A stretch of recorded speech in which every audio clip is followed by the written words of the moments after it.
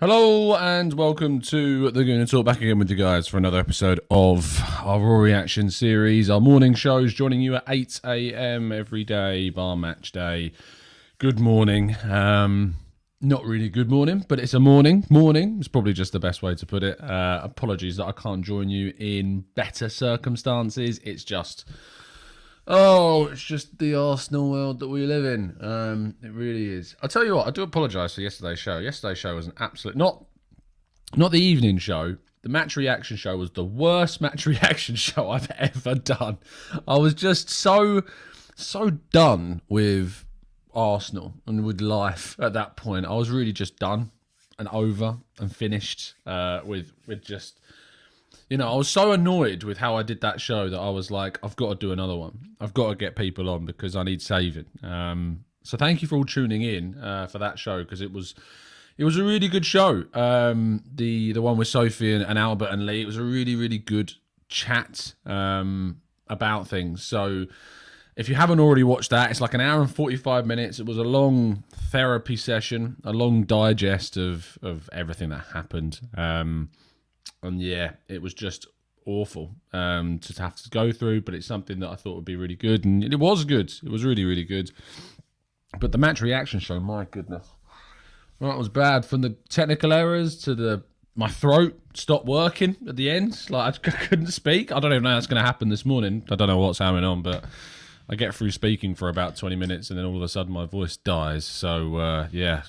I don't know what to tell you, but it's worth watching just for the entertainment, if anything. Good morning, everyone in the chat. Jamie, first comment of the day. Oh dear, that's how we feel. Just oh dear. That is where we're at right now. Steve, good morning to you. Stevie, you too. Wilson, Paul, Taylor says I am up way too late, and if I am almost live for a show, good morning, Tom. And also good night and good morning to you, Justin Martin. Matt says, morning fellas, players need to be in training, don't deserve a day off. Today needs to be a start of our resurrection. You might be waiting a little bit. Sartvik, good morning. Rancid, Olu, good morning guys. Hope you're doing good. Morning, G. Norburn, Perez, good morning to you. David, Matt G, Rancid, AFC Till I Die, half South African. My Wriggle, good morning. Yo, yo, yo. It's not all failure yet, boys. I mean, I'm not so sure.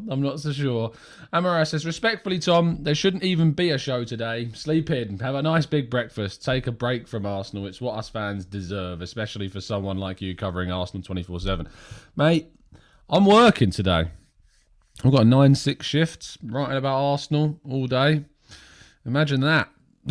imagine the fun. Imagine that fun. Oh, yeah. So, you know, when you're enjoying your Easter eggs, and happy Easter Sunday, everybody, and, you know, you're enjoying your Sunday dinner and whatever you're doing, just spare a thought for Tom, who's working today from 10 till 6. But yes, it's going to be fun. It's going to be fun. I'll tell you what. We got to hope that Chelsea win. I never thought I'd say that, but we got to hope Chelsea beat Palace today. That's a horrible thought. And for those that are wondering why do we have to want Chelsea to win? I'll tell you why we have to want Chelsea to win. Because we can't afford to let Crystal Palace win the FA Cup. Because if they win the FA Cup, 6th place becomes a UEFA Conference League place. Yes, I was completely wrong about this the other day when I was trying to explain all of the stuff regarding Leicester winning the Conference League, West Ham winning the Europa League. Doesn't matter. Doesn't matter what they do. The only thing that apparently matters is if Crystal Palace win the FA Cup. If Crystal Palace win the FA Cup, then 6th place becomes a Conference League place, not a Europa League place. So you've got to hope that Chelsea win today. And that seems crazy. But if we want, you know, if we want not Conference League, which is a very realistic thing, you know, 6th place, even 7th is a realistic thing right now because you can't see us winning a game. If we want to keep in the top 6, if you want to get into the Europa League, you've got to want Chelsea to win today. That's a horrible, horrible feeling. It's horrible right now, isn't it? It's really genuinely horrible being an Arsenal fan. If only, it'd be really bad. It'd be really bad if you'd timed a flight to come over from California to the UK to do a live show. Sophie, I'm so sorry. That's exactly what you've done. Speaking of which, I can't wait to genuinely see Sophie and Lee and Dan and Harry and Albert and everyone else on Thursday. If you are coming along to the Hippodrome from 7 till 9 o'clock on Thursday, I look forward to seeing all of you. Come and say hello. It's free. All you need to do to join is email Sophie, thehighburysquad@gmail.com, and you can come along and see our show from 7 to 9 on Thursday at the Hippodrome in Leicester Square, London, 18 plus. So make sure that you join us, because it's going to be a good chat, a lot more therapy in person, a few drinks. It's going to be a nice evening. You're going to see Dan and Harry just at each other's throats. It's going to be great. I'll get to be mediator. Quite like that role, but in the end, I'll probably end up backing Harry. So just to annoy Dan. It's going to be a great show. So if you are about on Thursday, do come along. You're probably wondering why I've been rambling for about 5 minutes and where there's no PowerPoint presentation. It's because there isn't one this morning. I just thought I'd come on and chat to you guys basically about yesterday and get a lot of your thoughts and feelings in the comment section and do more of a Q&A than usual. So we're going to get into that. So if you indeed do have any questions, get them into the chat box now and we'll go through as many of them as we can. If you haven't already dropped a like on the video, do make sure that you do that and subscribe to the channel if you're new around here. We got loads of new subs yesterday off the back of that show with Lee and Sophie and Albert. So if you're new, welcome. This is a show that we do every morning at 8 a.m. It's not usually this casual or this reflective. Well, it's actually quite reflective sometimes, but actually it's more so about updating you with all the latest Arsenal news. But the Arsenal news is we're bad. That's newsflash. Arsenal are bad. That's where we are right now. So I hope that's kept you up to date with everything that's going on. I'm looking forward to meeting you, Tom. Looking forward to meeting you too, Mark. Finally putting a face to the name. It's so what I love seeing is when people come up to you and go, "Hey, I'm so-and-so from the chat box." And I'm like, oh, I genuinely know who you are, because that happened with Carl Brewster, who's one of our listeners and members, been listening to a long time. And I went to the Liverpool game at the Tollington, came up to me going, "I'm Carl Brewster." I was like, "I recognise your name." The awful thing is if you come up to me on Thursday and go, "I'm XYZ," and I'm like, "Hi, why don't I recognise the name?" It's going to be so awkward, but hopefully I will recognise your name from the chat box. Just don't mug me off by making something up and making it really awkward. Just don't do that. That's not cool. That's not fun. That's not nice. Maya says, "Tom, are we going to finish above 6th or below 6th? I think you forget that can happen. Like, we can actually, finish below 6th place, which is going to be, if that happens, my goodness, wow, unbelievable. Are we going to? Like, I don't know. I can't come up with an answer for you. I remember when we used to be talking about whether or not we're confident about finishing in the top 4. I'm not confident about anything. I'm not confident about finishing in the top 6. I'm not confident about finishing in the Europa League places. Like, the fact that we're hoping for Chelsea to win against Palace today is mad. But what we do hope is that Chelsea's women's lose, of course, against Arsenal. That's what we do want to see, and get revenge for last season. Big ups to the girls. Fingers crossed we can go and get a victory in today's game. Hope you can get a win, girls, because we'd love some positivity, and we really, really would. Gooner for Life says, "Do you mean if Crystal Palace get to the final?" No, they have to win the competition. They have to win the competition, as far as I'm aware. That rule slightly changed, but I've been wrong about so many things recently. Who knows? Who knows? But yeah, we want Chelsea to win that one. Joseph says, "Tom, who would you pick for next Arsenal manager if things go wrong this season? I can't find a great candidate." Sophie brought up Roberto Mancini yesterday. I quite liked that. Premier League experience of winning the Premier League, experience of winning the European Championship as recently as last summer, 2021. So, Roberto Mancini. I mean, people will turn around and go, "But Tom, Italy didn't even qualify for the World Cup." It was a one-off game, a bad game against North Macedonia. They got knocked out. But, there's no doubting that Roberto Mancini has improved Italy to no end and got them back to winning major trophies the first time since 2006. So, Roberto Mancini. Why the hell not go for someone like him? He's got Premier League experience. He's got experience of winning the Premier League. Why wouldn't you go for someone like him? Axel says, "Last 3 days feels like a nightmare. First time in my 29-year-old life that I've turned off the game before the game finished. Pure frustration, no quality, no desire, no urge." Veghorst yesterday. Yeah, look, I keep coming back to this idea as if Arsenal if Arsenal actually went out in January and had signed someone, had actually signed a striker, what would be the difference? What would have changed? What would have gone on that we didn't have? And I honestly can't get my head around why we didn't. Because Eddie Nketiah is just so not good enough. Like, I can't get my head around how we were really considering offering him a new contract. I'm trying to get my head around how Crystal Palace thought it was a good idea to bid £10 million and how he decided to turn that move down because he ain't getting a move to the Premier League. I'd be shocked if he got a move to the Premier League. Absolutely shocked. Because he doesn't deserve a move to the Premier League because he's not good enough. I mean, what Premier League team does he start for? None of them. Absolutely none of them.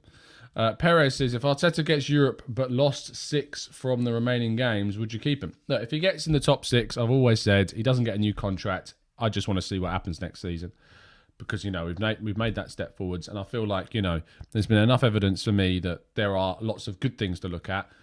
And also, I don't know if we'd even pick the right coach to come in if he went.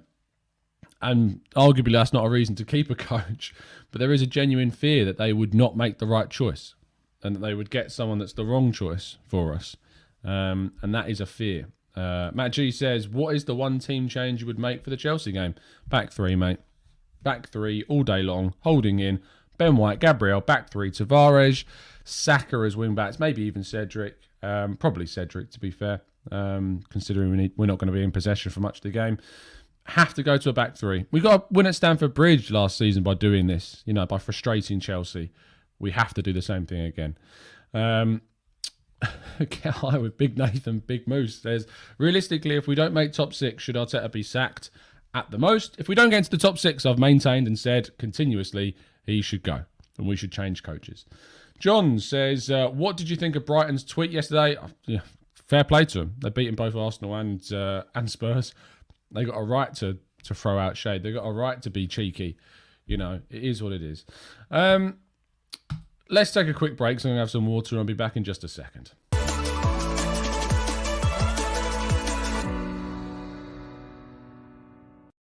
See, those breaks are much, much easier than doing adverts, aren't they? Sit through loads of adverts if you don't have to go through that. Matt Thornton says, not making any signings in January is 100% as bad as the summer we signed only check. Self-sabotage. I think it's worse. At least we brought someone in, Matt, during that summer. At least we got Petr Cech in. I know he's a goalkeeper. We've actually... That being said, that was the year that Leicester won the league, wasn't it? 2015-16. So, yeah, you're probably right, Matt, to be fair. That's definitely the worst year, without a shadow of a doubt. This January, though, is a very, very close second. Jamel says, hi, Tom. Yes, you have been writing a lot of things. Xhaka and Arteta are both not good enough. I think with Arteta and with Xhaka, there are deficiencies that we can upgrade on and that we can have better. I hope that happens. Jamel, I really do hope it happens. I hope that Arsenal can get better. I'd never say to anyone that we shouldn't look to get better in any case. If you told me that Arteta was going tomorrow and we were bringing in a coach that was better than him and that wanted to do all the good things that he's done and more, who am I to say no to that? Who am I to say that's not a good thing? And you've also got a situation with Xhaka that, Xhaka's been good for us and it's going to be difficult to find a player better than him. But at the same time, if you can get better than him, get better than him. It's, if you're saying that you don't want better than them, that drives you towards that personal preference to those two over the actual club. Arsenal in, not Arteta in. Stephen says, do you think the Cronkies will sack Arteta if we finish 7th? No, I don't. I don't think he's going to go anywhere at all. Matt says, Galtier was mentioned in the Discord yesterday as a shout, Tom. Yeah, I mentioned Galtier on yesterday's show. I've mentioned Galtier a few times. I just think that he is proving at different clubs. Yes, sure, in France, but still, clubs like Lille win the title over PSG. Nice gone there and now and improving that team. Why not? Jonathan says, Mancini has experience of managing good sides with world-class players. Do you honestly think Mancini would improve this lot? You say like this lot, like we don't have good players. We have good players. No one can tell me we don't. We clearly have good players. there's no point saying this lot, Jonathan, as if, these guys aren't good enough, because, we were in a top 4 race when everyone was available, and, the favourites to be 4th this season, above Spurs, above Man United, above West Ham. It's not like we have bad players. It's just we don't have specific individuals that other teams do. We don't have a Kane. We don't have a Son. We don't have a Ronaldo. We don't have a Bruno Fernandes. We don't have these players. We don't have that world-class, league-leading kind of star. Stars, multiple. You need more than just the one. And I feel like if Mancini came in, he would recognise that and certainly add that. That's what we need. But as Maria says, Mancini can probably do better. So there you go. Jonathan says, Tom, you and others say, why did we not sign someone? Others say anyone. How does one know whether signing someone would have improved us? Well, you don't. Obviously, the ultimate answer is that you don't know. You can never be absolutely sure. But what we can be sure about is what we're seeing right now. And that's that we've got 2 strikers, and between them, they've got 4. One of them has got none in the Premier League this season. So saying that we need to sign someone, not anyone, but someone that is an improvement, someone that can add more, that someone's going to give you different characteristics and traits and different variables, that's when it tells you that you need more. That's the evidence that you have that tells you that you can succeed and get better and have improvement on what you've already got. So that's how you know. Social says, Tom, I have to admit, regardless of thoughts on Arteta, he was big enough to change the starting 11 from Brighton. Surely the players need to take some responsibility. Oh, yeah, absolutely. Absolutely. This isn't just on Arteta. Look, the players were bad. Saka missed an absolute gilt-edged opportunity and should have scored. You can't turn around and say it's 100% Arteta, but the problem is that the reason why we got these players is because of a portion of Arteta's blame. We haven't added the players that we needed. We added a lot of youth. We didn't add anyone in January. We didn't bring in any stars. I always said that the summer window was not a ultimate success because we didn't bring in that world-class central midfielder. We didn't bring in that defining, transformative figure to the team. We didn't do it. And that was an absolute failure. Marcus says, why does Eddie do so well for the under-21s? Because it's a different level, Marcus. It's a completely different level. It's such the level that you are at in the under-21s. He's above that level. I mean, Balogun as well. Look how Balogun struggled in the senior setup at Arsenal. Doing well at Middlesbrough this season. Needed that loan, but bossed it for the youth team. It is a different kettle of fish. You look at Nikolai Moller, our young Swedish striker, scored goals, can't score in the 3rd tier of senior German football. Struggled. And is not scoring loads. I think he's got 2 goals in 9 games for Den Bosch in the 2nd tier of the Dutch leagues. So, youth football is youth football. That's why I'm really hyping up Brooke Norton-Cuffy, because he's gone on loan to Lincoln and he's smashing it. Absolutely smashing it. Gooner Legend says, Tom, if Arsenal finished 8th, do you think KSE would stick with him? Yes, I do. I do. I genuinely feel like they would stick with him. Surely it's time for our fans to raise their voices and standards to let KSE know we won't accept mediocrity next season. I can't see them getting rid of him. And that's when I chatted with Turkish the other day, and Turkish gets varying responses to his views, but the one thing that Turkish is always consistent on is that his pressure on the ownership and his pressure on demanding more and them being demanding of the club. That's the absolute utmost respect I have for Turkish's views on that. Amara says, what's happened to our attackers? The 3 players we've lost to injuries are defenders, so on paper, we should still be able to score. Is Tommy going to come back and score a header every game? No, I think it's to do with build-up, obviously, in the way in which you play from the back and, that ability to create better quality chances with Partey and Tierney and Tomiyasu. I mean, you look at, some of the plays that we've made with those in the team. You look, ironically, Tomiyasu was massively involved in the goal against Southampton, played the little 1-2, got the pass through to Saka, who set up Lacazette. These are big players that create big moments from their positions. So it is still certainly a factor, even though they're not there. We're going to take a couple more comments and then we're going to wrap up. Andy says, Tom, we have a number of players either out of contract or expected to leave this summer, so £150 million next window will not transform the team, given the way we spent this sum last summer. I think it can. I think it absolutely can improve the team. You take that 150 million and you buy 2 world-class players with it, a central midfielder and a striker. Add those two. What have Tottenham got? Tottenham have got Kane and Son, 2 world-class players. We don't have one. We've got players with world-class potential. Saka, Ødegaard, Smith Rowe, Martinelli. We've got players that have got the potential to one day be world-class. But if you take that 150 million and spend it on 2 75 million pound players that are world-class and, established, and I'm not actually talking about world-class 22, 23-year-olds, I'm talking about world-class mid-20s players that are going to come in, be playing at their peak very soon, have got another 4, 5, 6 years at the top, not 8, 9, 10, and take this team to the next step.